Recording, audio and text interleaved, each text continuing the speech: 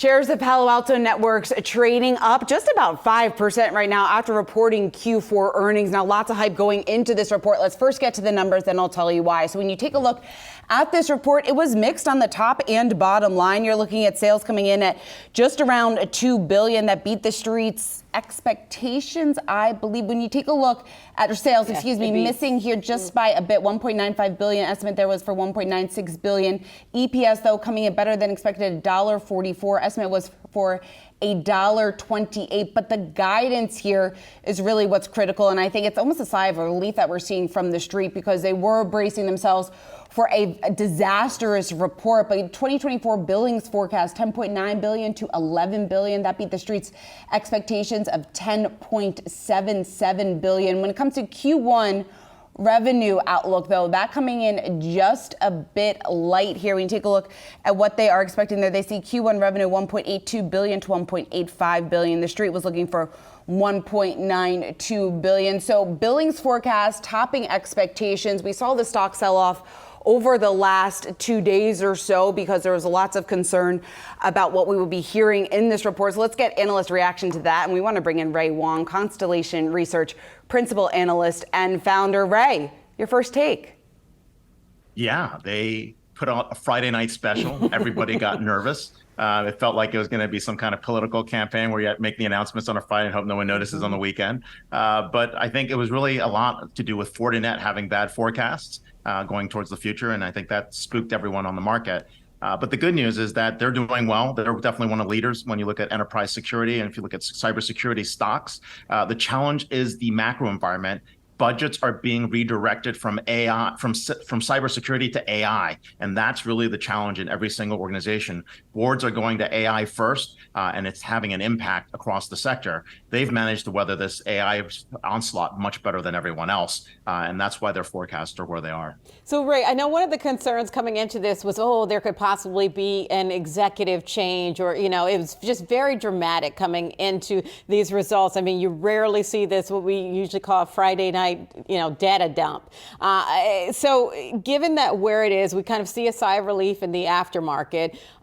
What do you think about, what are you expecting to hear on their earnings call? What are you looking for?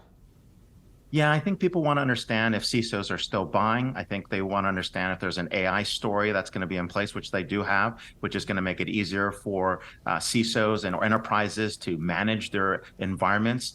They also want to know, what they're doing to cut costs as well going forward. So everyone's been on their cost posture. I think those are probably the three important things. The larger macro forecast in general is it's hard to beat the comps of the last 2 years. Everybody doubled down on cybersecurity like there was no tomorrow. And trying to match those comps aren't an easy thing to do. Right. Where do we stand in the broader space? Because when we talk about so much concern going into this report, yes, they were reporting after the bell on Friday, but also their competitor, their rival Fortinet, also reported disappointing results. So what does this tell us, just how Palo Alto is positioned among the broader industry? I think it's because Palo Alto has a broader portfolio. And when you look at what's happening inside every enterprise right now, they're trying to reduce the number of vendors they work with. They're trying to reduce the complexity, which means the integration cost of working with more than one vendor. And so what Palo Alto has done is probably put the best portfolio in the marketplace for customers to buy so that they don't have to go to all these different point solutions. And I think that's really where their strength has been, is managing that portfolio better than everyone else, managing M&A better than everyone else. And that's where the inherent advantage is. And so, Ray, I want to ask you, in terms of where the stock stands, it's obviously there was a lot of selling heading into this result. Do you think it's positioned for greater growth through the balance of the year? I think it's going to be challenged for the rest of the year. We do have a great dip at the moment. I think the rundown that was going on here, I think they were down 19% for the year, and the NASDAQ was down about 7 to 8%. It's a good time if someone had got in like today, so they're a little bit late there. But I would say that, it's going to be flat for a while because the forecasts going forward for Q3, Q4 are all impacted by everyone running to AI and spending the money and budgets in AI. And that's really the challenge. I think going forward, there's going to be other kind of security threats are going to be in place. And of course, the spending on cybersecurity has always been pretty strong. It is the number one issue every CIO focused on last year. It is now the number 2 issue because of AI.